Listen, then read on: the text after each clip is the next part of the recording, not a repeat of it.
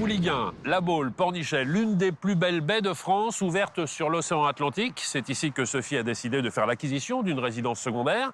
Elle vit à Lyon, mais a dû gérer tous les travaux à distance. Explication. Sophie, nous avons souhaité vous rencontrer car je sais que vous avez déjà eu l'occasion de rénover des maisons ou des appartements. Mais là, pour la première fois, étant domicilié à Lyon, vous achetez un appartement ici à Pornichet. Comment est-ce qu'on gère les travaux à distance? Ah oui, effectivement, c'était pas très pratique et ça m'a beaucoup inquiétée, ayant des enfants encore scolarisés. Et puis mon agent immobilier m'a parlé et m'a recommandé la maison des travaux. Je les ai rencontrés dans leur agence. Oui. Et j'étais séduite par cette proposition. C'était vraiment très pratique et confortable pour moi. On peut dire que ça vous a facilité la vie? Ah oui, j'avais d'un seul coup tout un réseau d'artisans à 2 pas de chez moi et qui avaient l'habitude de travailler ensemble. Nous allons rencontrer Olivier qui dirige l'agence de La Baule et il va nous expliquer concrètement tous les travaux qui ont été réalisés ici. Avec je vous en prie, plaisir. Sophie.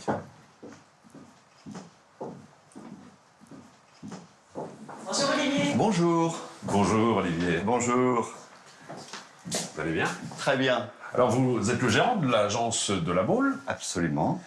Comment s'est passée la rencontre et quelle a été la valeur ajoutée de la maison des travaux dans ce projet? Eh bien, Sophie m'a contacté il y a presque 1 an après l'achat de son appartement.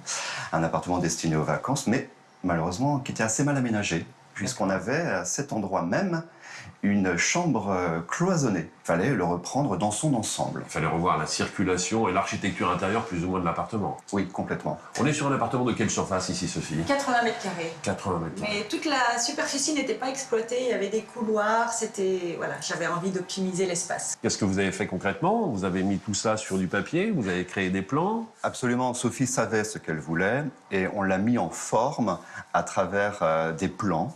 Plan général de l'appartement, plan de détail de cuisine, plan de détail de salle de bain, avec ma dessinatrice. D'accord. C'est une refonte complète de l'appartement qui a été opérée ici. C'est une refonte complète, on a absolument tout repris, aussi bien le cloisonnement que les sols, les murs, la cuisine et les salles de bain. Pour un appartement de 80 mètres carrés, combien de temps ont pris les travaux? Il a fallu 4 mois de travaux.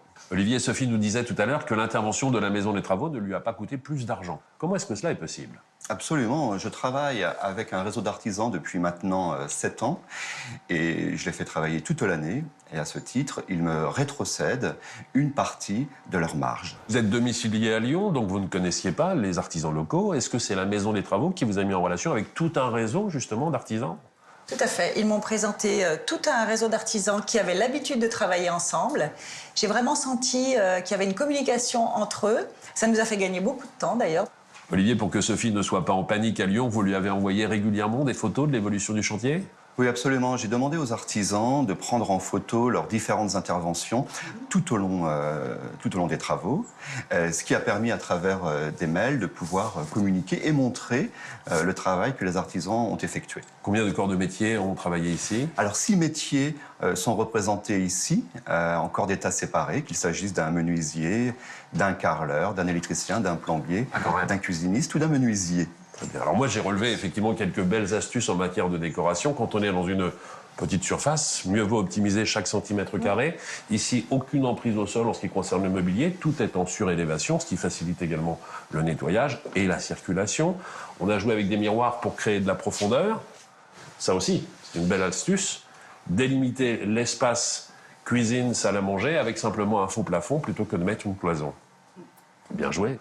Quelle expérience tirez-vous justement de cette relation avec la maison des travaux? Eh bien, ça a été une expérience plutôt positive. Et si l'occasion m'en est donnée, et je le souhaite, je recommencerai. Merci à vous de nous avoir accueillis ici. Merci beaucoup. Merci. Réaliser les travaux dans une résidence secondaire ne doit plus être une crise d'angoisse. En vous rendant dans une des agences du réseau national, la Maison des Travaux, vous aurez la possibilité de rencontrer des professionnels, les artisans en charge de votre projet. Vous pourrez choisir les matériaux, les couleurs, toucher justement les différentes matières. Aujourd'hui, c'est si simple de ne pas se compliquer la tâche grâce à la Maison des Travaux, et ceci sans aucun frais supplémentaire.